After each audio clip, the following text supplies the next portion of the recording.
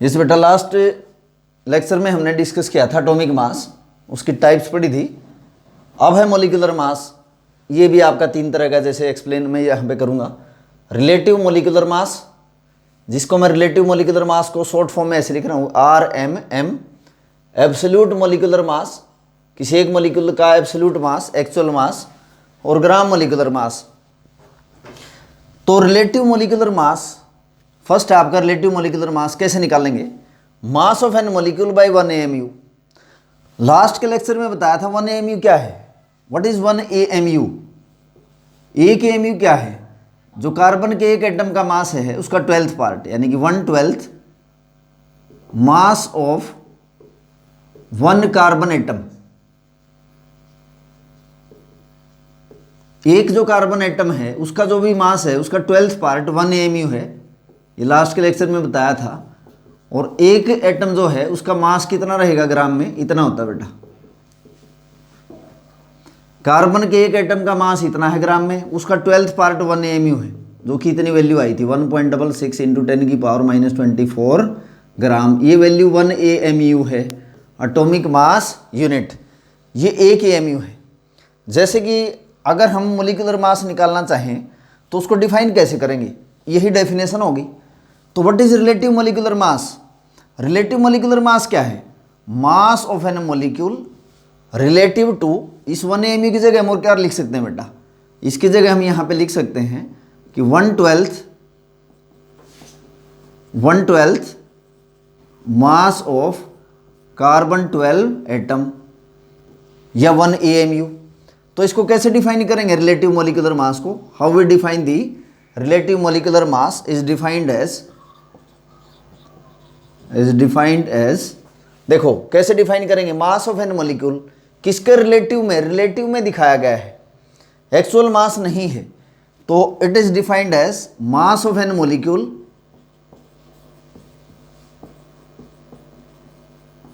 Relative to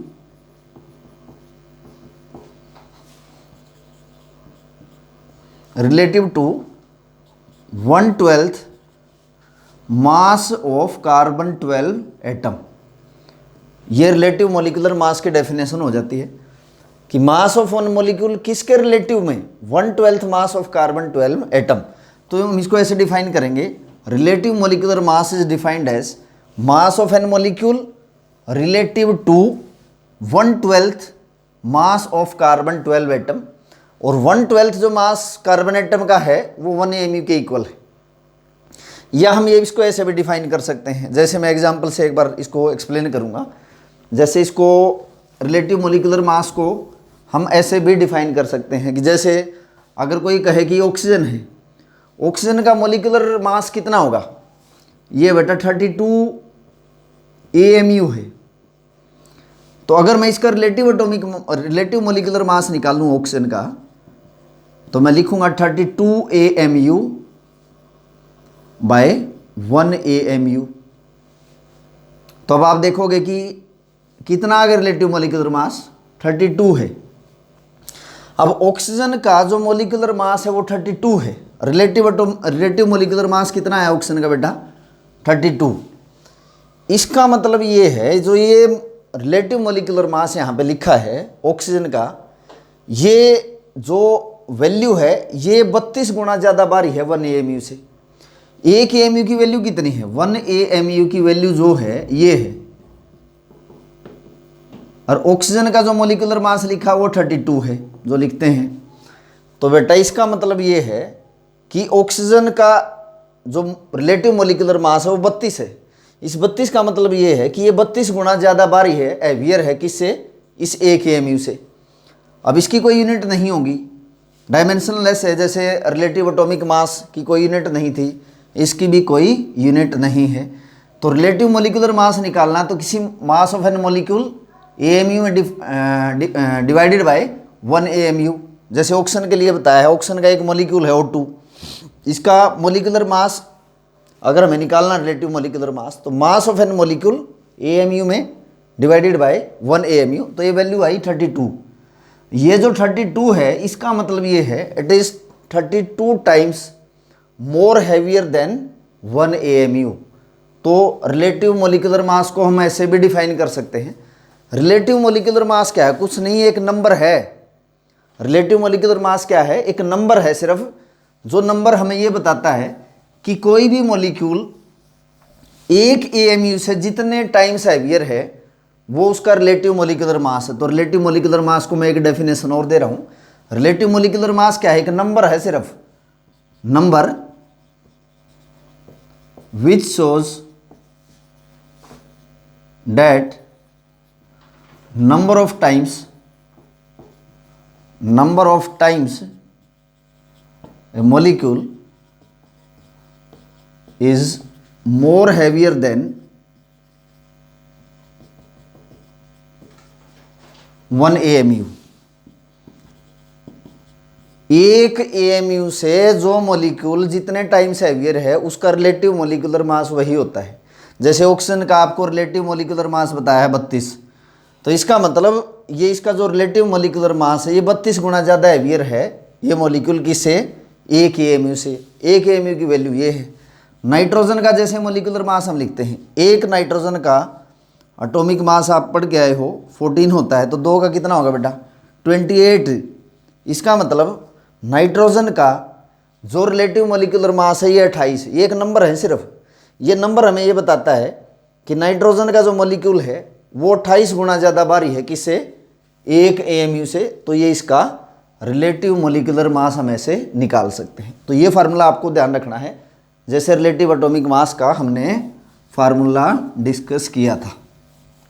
अगर किसी atom का या मोलिक्यूल का, एटम का था तो हमने एब्सोल्यूट मास पढ़ा था, यहाँ मोलिक्यूल डिस्कस कर रहे हैं, तो अगर किसी भी मोलिक्यूल का आपको एब्सोल्यूट मास निकालना है, अगर किसी मोलिक्यूल का एब्सोल्यूट मास निकालना है तो यहीं से निकाल सकते हैं। तो मैं कैसे कहूँगा? एब्सोल्यूट मास ऑफ मोलिक्यूल कैसे करेंगे? ये निकालना है मेरे को, ये निकालना है तो इसके रिस्क मल्टीप्लाई कर देंगे। तो कैसे करेंगे? रिलेटिव मोलिकुलर मास को हम 1 AMU से मल्टीप्लाई कर देंगे।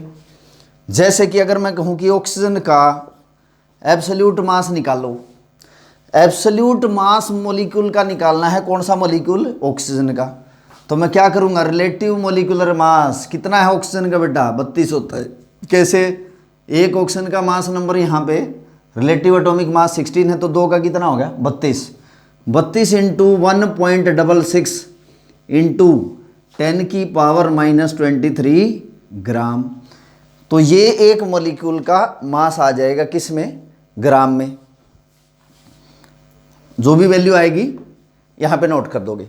ये जो वैल्यू आई है ये एक मोलिक्यूल का मास आया है किसका? ऑक्सीजन का, और वो एब्सोल्यूट मास होगा। एब्सोल्यूट मास निकालना है तो रिलेटिव एटॉमिक मास को हम डिवाइड किससे कर देंगे? 1 AMU से डिवाइड कर देंगे, तो रिलेटिव मोलिकुलर मास हो गया, जैसे रिलेटिव एटॉमिक मास पढ़ाया था। फिर आपको कराया था एब्सोल्यूट एटॉमिक मास, ऐसे ही एब्सोल्यूट मोलिकुलर मास निकालना है। RM को 1 AMU से मल्टीप्लाई आपको कर देना है। तीसरा है ग्राम मोलिकुलर मास। ग्राम मोलिकुलर मास बेटा और कुछ भी नहीं है, जैसे हमने पहले सीखा था ग्राम एटॉमिक मास, ऐसे ही है ग्राम मोलिकुलर मास। ग्राम मोलिकुलर मास को शॉर्ट फॉर्म में हम लिख सकते हैं GMM, ग्राम मोलिकुलर मास। तो ग्राम मोलिकुलर मास क्या होगा? ग्राम मोलिकुलर मास हम पढ़ेंगे शॉर्ट फॉर्म में कैसे लिख सकते हैं इसको? GMM।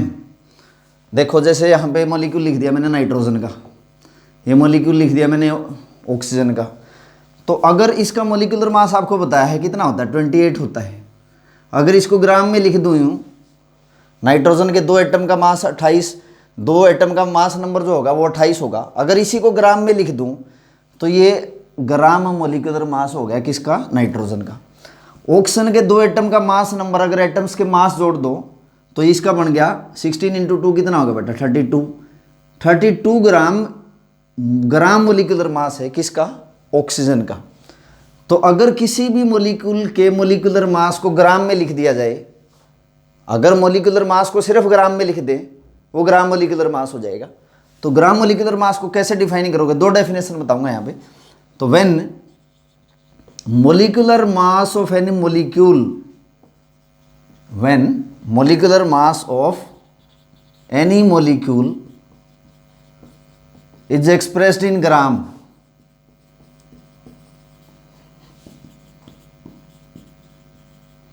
it is known as gram molecular mass.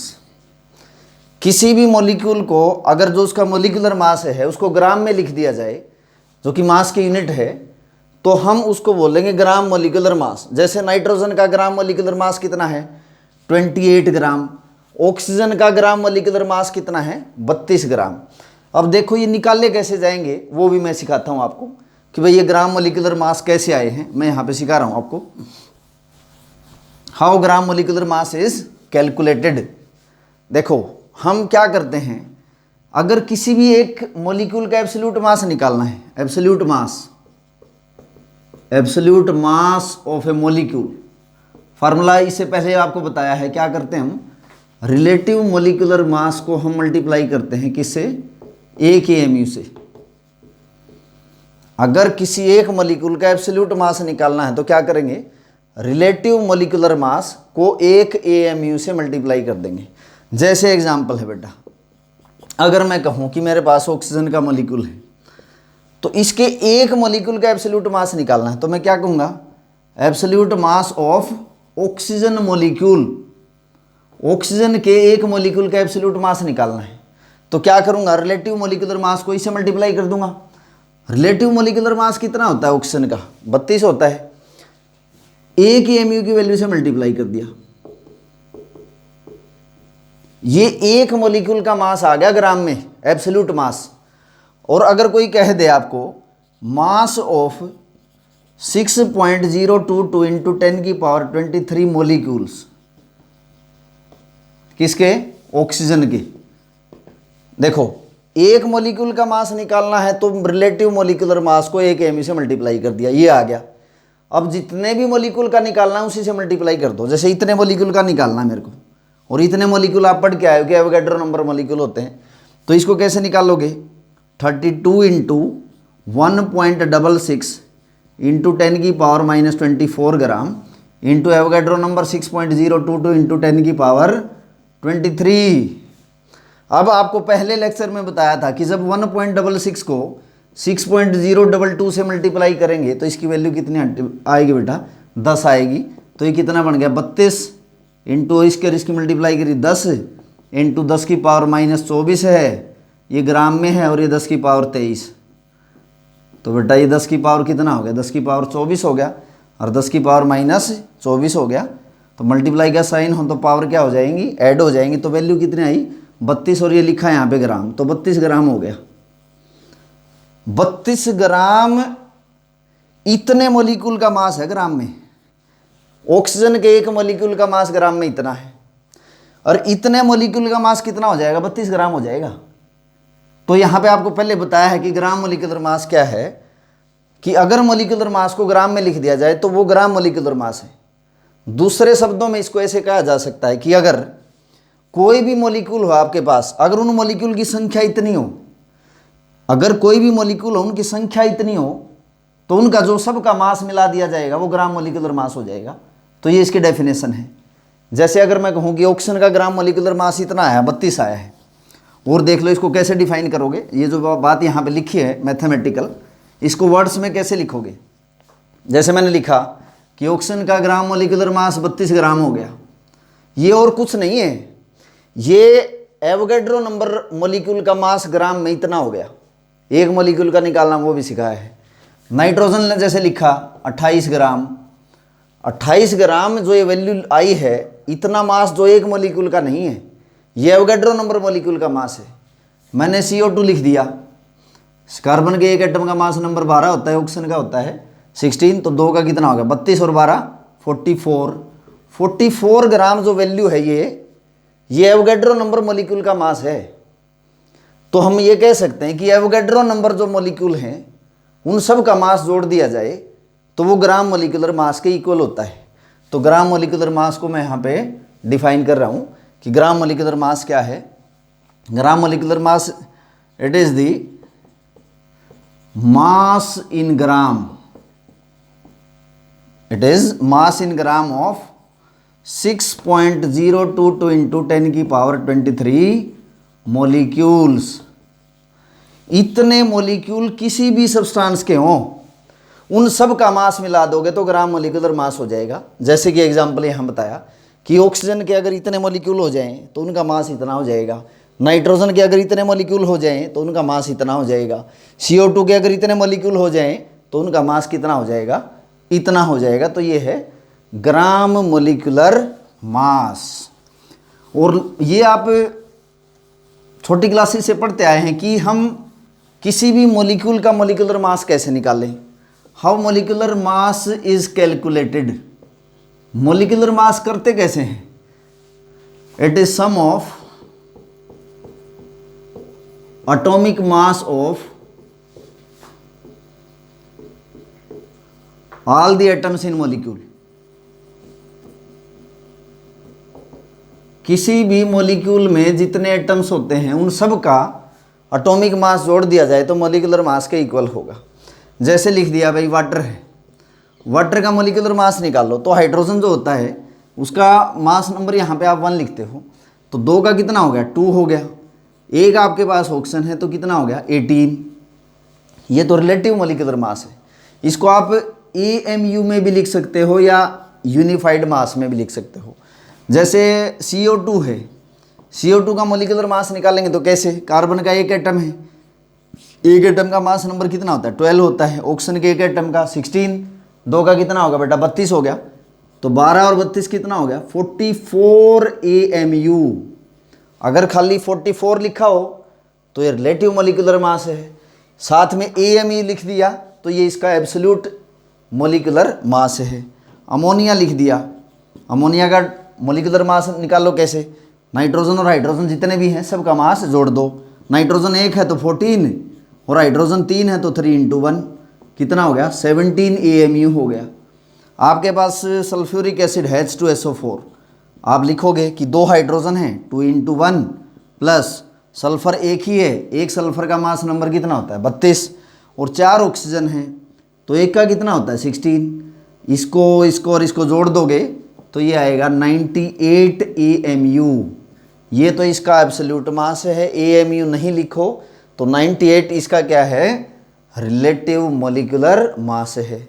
और ग्राम मोलिकुलर मास कैसे निकालना है, तो बेटा आज के लेक्चर में हमने सीखा है कि मोलिकुलर मास होता क्या है, रिलेटिव मोलिकुलर मास कैसे निकालते हैं, एब्सोल्यूट मोलिकुलर मास कैसे निकालोगे और ग्राम मोलिकुलर मास क्या होगा। तो अब तक हमारे टॉपिक डिस्कस हो चुके हैं। एटॉमिक मास, उसकी टाइप्स कैसे निकालोगे, एक AMU क्या होता है, फिर gram molecular mass, relative molecular mass और absolute molecular mass of any molecule, how it is calculated. Thank you students.